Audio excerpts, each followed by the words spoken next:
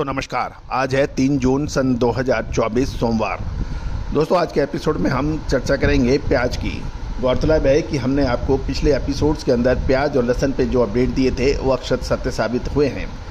आपने प्याज और लहसुन के ऊपर हमारे चैनल को बहुत प्यार और मान और सम्मान दिया है। मैं पूरे चैनल की तरफ से आपको शुक्रिया अदा करता हूँ।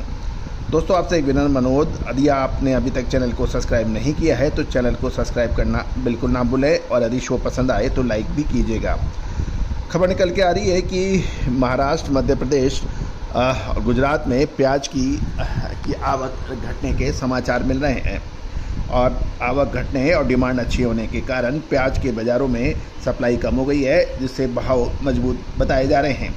सफ़ेद प्याज की बात करें तो सफ़ेद प्याज की कीमतों में 18 से 20 रुपये प्रति किलो और लाल प्याज की कीमत 18 से 20 रुपये प्रति किलो बताई जा रही है क्वालिटी अनुसार। सफ़ेद प्याज सफ़ेद प्याज के बीज की भी अच्छी डिमांड है, क्योंकि कुछ माल बीज के लिए चला गया है और सफ़ेद प्याज की रोपाई अगस्त सितंबर महीने में प्रचुर मात्रा में होती है और जैसे जैसे मानसून आएगा इसकी डिमांड बढ़ सकती है। गौरतलब है कि सफ़ेद प्याज किसानों को इस साल काफ़ी अच्छे दाम मिले हैं, क्योंकि साल भर औसत 12 से 15 रुपये प्रति किलो का दाम मिलता है और इसके लिए संभावना है कि नए साल में किसान बड़े पैमाने पर इसकी भी करेंगे। डिहाइड्रेशन प्याज की बात करें तो सफ़ेद प्याज से कीबल बनाने वाली फैक्ट्रियां बंद हो गई हैं और इस साल कुल 80,000 टन का उत्पादन होने के समाचार है, जो सामान्य से 8 से 10,000 टन ज़्यादा बताया जा रहा है। जहाँ तक डिहाइड्रेशन सफ़ेद कीबल की कीमत है वो लगभग 145 रुपये प्रति किलो के भाव चल रहे हैं और इसमें आने वाले दिनों में कुछ तेज़ी की संभावना से इनकार नहीं किया जा सकता, लेकिन बहुत बड़ी तेज़ी से बचना चाहिए।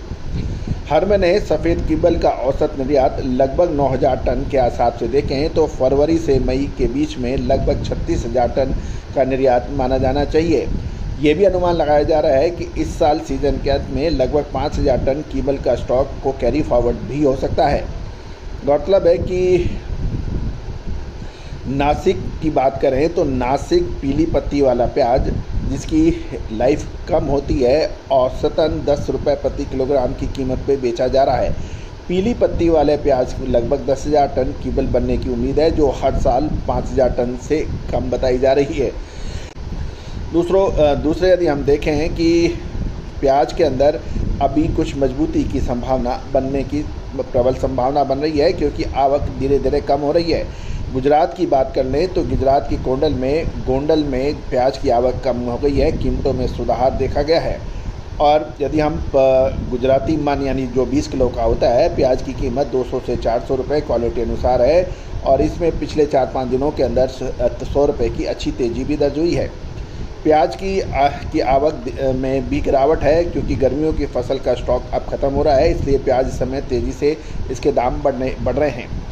गौरतलब है कि यदि अगले कुछ दिनों में अगले कुछ सप्ताह में बरसात होती है तो किसान खेती में व्यस्त होंगे और ये भी उम्मीद लगाई जा रही है कि प्याज की आमदनी धीरे धीरे कम हो जाएगी और इसके दाम बढ़ सकते हैं।